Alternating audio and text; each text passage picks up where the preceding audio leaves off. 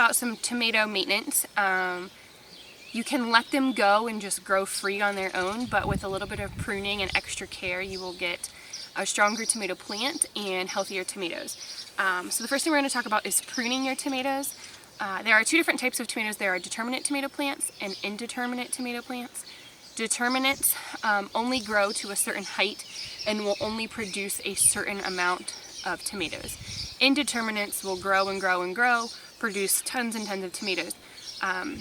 You can look up based on what variety you planted to see what you have. If you have a determinate tomato, you don't need to do the pruning because they will only grow to a certain height. If you have indeterminates, pruning will really help your plants prosper. So this is a cherry tomato plant that is an indeterminate, so it will grow forever. So what you do is you find the main stem, and then anytime a new stalk kind of comes off of it, in this little like armpit, you'll have something called a sucker that starts to grow. I'm trying to find a good one, like right here's one. And so you can just pinch that off, and that will help the stalk to get really strong and prevent some of these crazy arms that go everywhere. I have missed a couple because we were on vacation, so some of them are a little too tall and are too far gone, but some of these little ones, like this size, are good to just pinch off. For pruning, you also don't want your tomato plant leaves to be touching the ground. That will increase your chance of getting disease like blight and stuff in them. And so I just always, some of these lower leaves, I just take some garden scissors and cut them off so that the base of the plant doesn't have a bunch of leaves around the bottom of it. And that will help it from getting blight. When you are watering your tomatoes, it's best to water them right at the base and prevent overhead watering if possible. That can also increase your chances of blight with the overhead watering. Obviously when it rains you can't prevent that, but anytime you have to hand water, watering down at the base is the best. So that's kind of all the pruning I'm going to do on this one, but while we're looking at this plant, this is a tomato cage. You can buy these at Walmart, Rural King, Lowe's.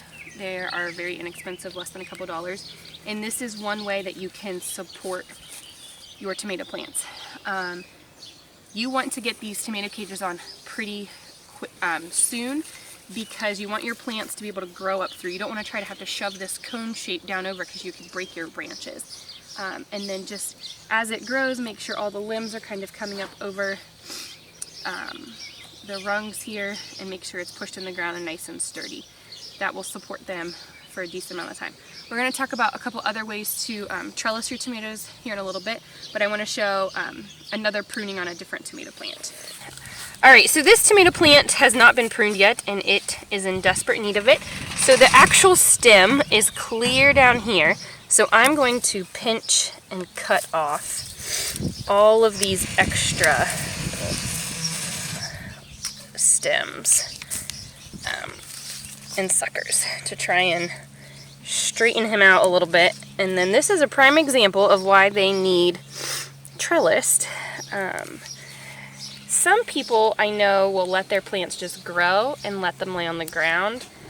I don't like to do that because that increases your chance of blight and rot on your plant tomatoes once they start growing. So this one's kind of all cleaned up a little bit now. You can kind of see that the stalk at the bottom is nice and clean. All of the armpits are cleaned out from suckers, and then we will get that trellised up. While I'm here, I'm going to pull the weeds that are right here around this plant, and then I have mulched my rows already with some straw, but I have grass clippings that I'm going to put around the base of my plants. Remember, mulch is a really important part to your garden if you can. It helps keep moisture in at the roots.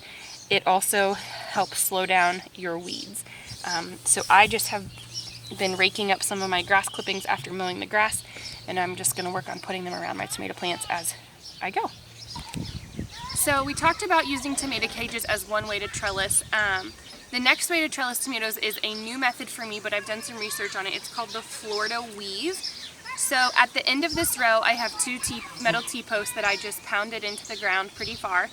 And then every couple tomato plants, I have stakes put in the ground as well.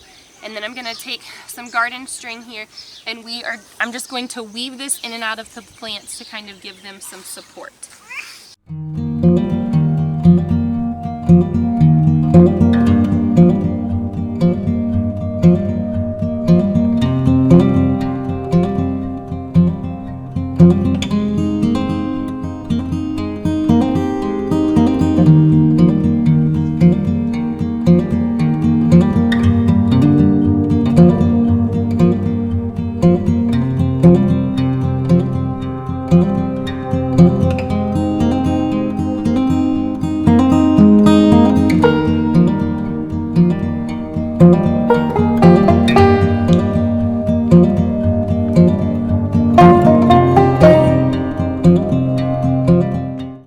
Do you think this would be a cheaper method than staking each tomato? Yeah, I think so, because you don't... When I have staked my tomatoes in the past, I've either used T-posts or I've used wooden stakes. It can be a challenge to find wooden stakes, and they're kind of expensive to find. And then they don't last a very long time. So I think if you invested in a few good metal posts and a couple other stakes to put in the middle, it's not going to cost you very much. You can use baling twine, you can use string, lots of options as your string too. It's just probably a little more work than, you know, using a tomato cage or the stakes. And then I know that myself, I used the cages like this, and I think they were like $3 or $4 a piece. So that would probably be cheaper than that even then. So we'll see. Obviously with these videos I will keep you updated on how this works. And then if you're going to stake your tomatoes with just a regular stake, you'll put that stake in the ground pretty close to your tomato plant, and then you're just going to tie it up as it grows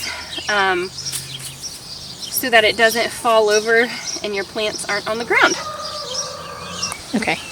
Alright, so back in the spring I planted peas too, and they are a vining plant, so it is helpful for them to have some type of support. So I just used a piece of leftover fencing and kind of staked it up.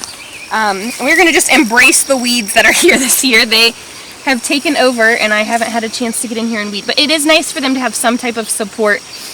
They will grow better that way. This is a little shorter than what is ideal, but it works. So having a trellis system for your peas is good to support them.